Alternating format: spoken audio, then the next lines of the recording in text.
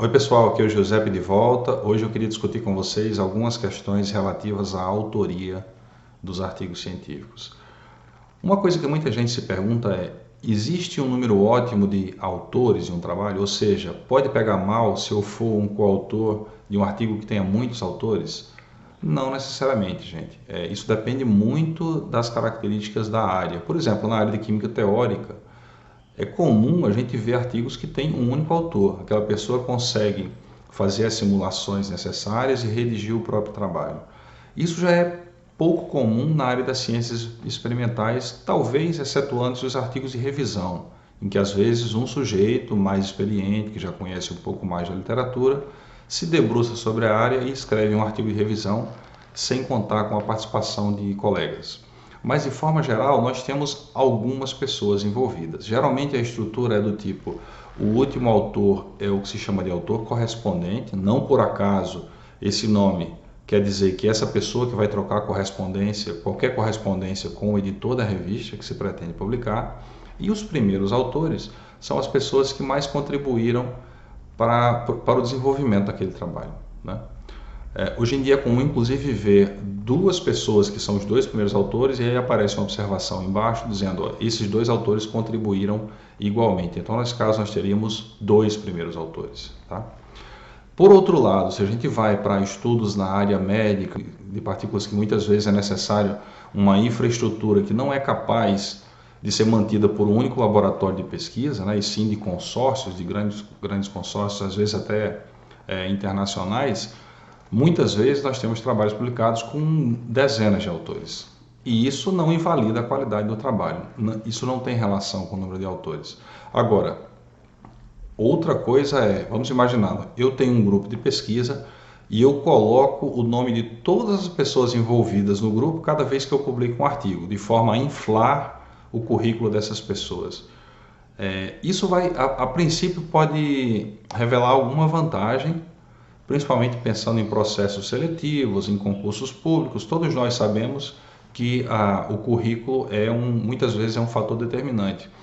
Mas mais cedo ou mais tarde isso vai aparecer. Eu já tive experiências em que a pessoa era incapaz de discutir o mínimo aspecto que fosse de um trabalho do qual ela era coautora. Isso é um problema. Quer dizer, você não sabe qual é o conteúdo do trabalho que você está assinando, então autoria é uma coisa séria.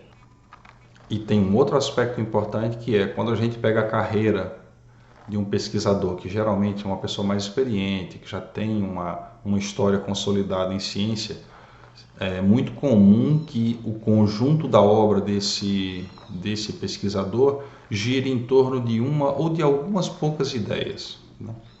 Então, quando você, de fato, se responsabiliza intelectualmente por cada um dos trabalhos, é muito mais fácil que a pessoa consiga perceber essa espécie de fio condutor ao longo das suas obras. E essa questão tem relação direta com o último tópico que eu vou abordar hoje, que é: quando é que se define a autoria de um trabalho? Bom, do ponto de vista ético, qualquer pessoa envolvida no trabalho terá que ter condições de minimamente defender intelectualmente pelo menos uma das partes daquele trabalho. Então, é comum, principalmente num país com uma infraestrutura para pesquisa tão carente quanto a nossa, que as pessoas barganhem e troquem a coautoria num trabalho pela facilitação do uso de um equipamento que o colega, que é o autor principal, não tem, tá? Então, sejamos muito cuidadosos com isso. Eu sei que às vezes é impossível fugir desse tipo de armadilha, porque você precisa daquele experimento. Então, o mínimo que a gente pode fazer, que é o que eu costumo fazer, é: quando eu vou recorrer a um colega que tem um equipamento do qual eu não disponho e eu preciso daquele experimento, as condições em que vai acontecer a colaboração têm que ser discutidas o quanto antes. Então, minimamente eu peço para que essas pessoas me ajudem na interpretação dos resultados que serão obtidos a partir daqueles experimentos. Assim, eu garanto que, pelo menos intelectualmente, eles participaram do artigo e estão de acordo com aquela discussão que é inserida ali, tá? Essas eram as dicas de hoje, espero que estejam todos bem. Obrigado mais uma vez pela audiência do canal e voltamos em breve.